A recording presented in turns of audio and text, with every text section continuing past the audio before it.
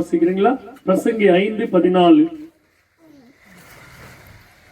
5:16 நான் வாசிக்கிறேன். 5:16 அவன் வந்த பிறகாமே போகிறான், இதுவும் கொடுமையான தீங்கு.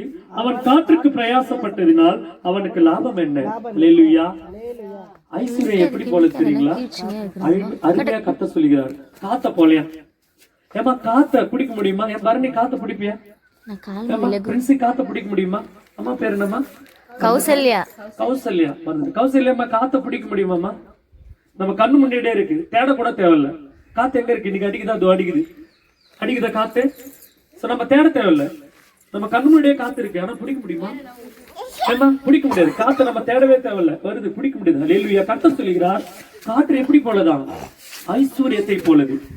அது போல காத்த பிடிக்க முடியாது. ஐஸ்வர்யத்தை நீ பிடிச்சிட்டு பரலோகம் போக முடியாது. புரியுதா? ஐஸ்வர்யத்தை நீ சம்பாதிக்கிற ஐஸ்வர்யம், இந்த வாக்கியத்தை கர்த்தர் சொல்லுகிறார். வீடு சம்பாதிக்கிற, ஆஸ்தி சம்பாதிக்கிற, பொருளை சம்பாதிக்கிற, செல்வத்தை சம்பாதிக்கிற, நகையை சம்பாதிக்கிற, இந்த உலகத்துல எல்லா பொருளையும் நீ சம்பாதிச்சு வைக்கிற. கர்த்தர் சொல்கிற, இதை பிடிச்சிட்டு நீ பரலோகம் போக முடியாது. அருமையா கர்த்தர் அழகா சொல்ற.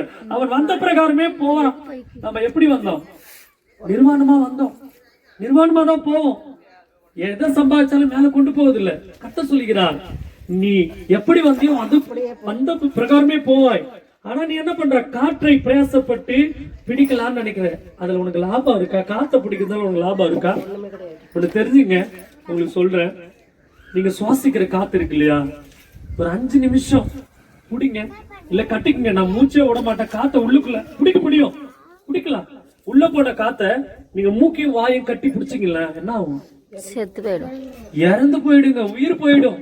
அல்லேலூயா. அது போலதான் கர்த்தர் சொல்றார், நீ எவ்வளவுக்குள்ள ஐஸ்வர்யம், பொருள், செல்வம், நகை சேர்த்து வைக்கணும் இந்த பூலோகத்துல நினைக்கிறியோ, அது உங்களை தீங்கு விளைவிக்கும், உங்களை அழிச்சிடும். அல்லேலூயா. புரியுதா?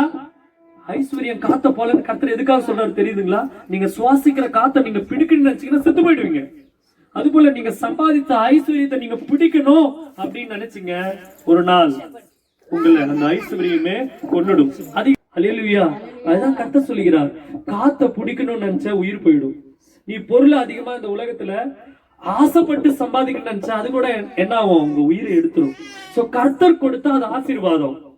கர்த்தர் கொடுக்காம நீ அடையணும், சம்பாதிக்கணும், கார் வாங்கணும், பங்களா வாங்கணும், ஆஸ்தி வாங்கணும், இதெல்லாம் நினைச்சா என்ன போயிடும்? உயிர் போயிடும். அல்லேலூயா. அருமையா கர்த்தர் சொல்லுகிறார், நீ சம்பாதிக்கும் சம்பாத்தியம் எப்படின்னா காத்த போல. காத்த பிடிச்சா நீ செத்துருவ. அது போல இந்த உலக பொருட்களை நீ பிடிச்சிட்டு பரலோகம் போனதுனால என்ன ஆவ? நீ இறந்து போயிடுவ. அல்லேலூயா. தேவ நாம மகிமைப்படுவதாக.